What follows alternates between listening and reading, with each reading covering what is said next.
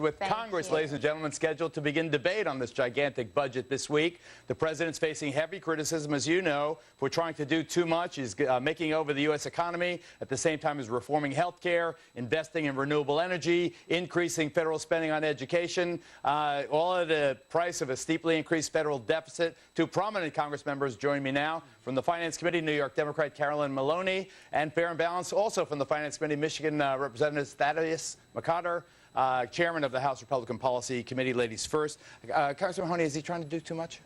Well, I think we have huge problems in this country. He's been in office for 60 days, and already he's passed a $787 billion stimulus package.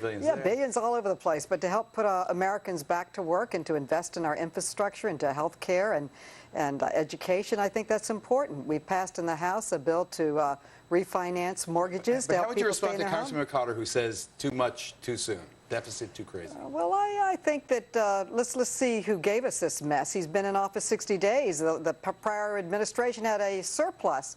They gave us records, a record deficit, a record debt, and a record trade deficit. So he has been responding to that and moving forward towards energy independence and health care and, most importantly, stabilizing our economy. Congressman McCotter, your opening statement, I'll get the rest of it on the other side of the commercial, but go ahead, start here. You make it sound like a court of law. Wow, I'm a judge. But the reality is we have three urgent problems in this country, obviously banking, housing, and jobs.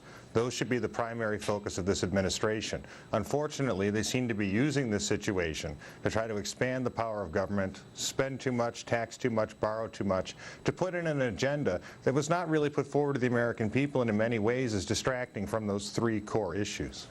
So it's housing, jobs, and the banking system.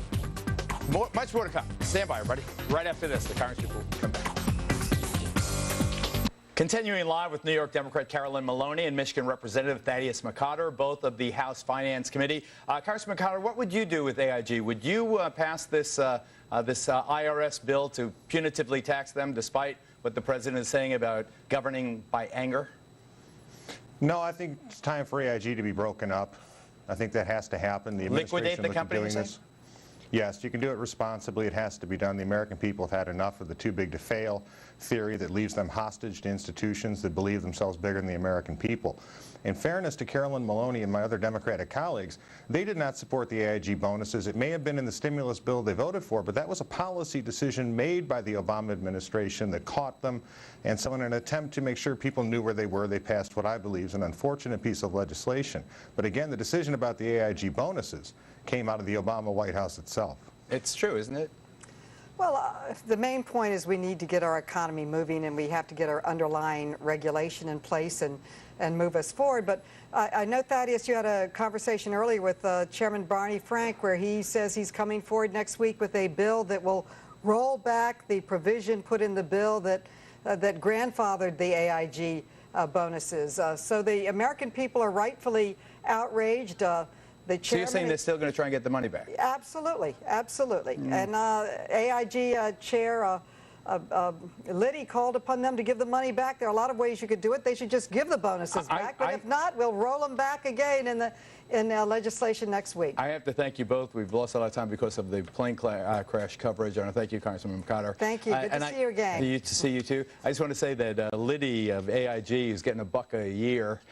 And no bonus is a hero, in my view. Thank you again.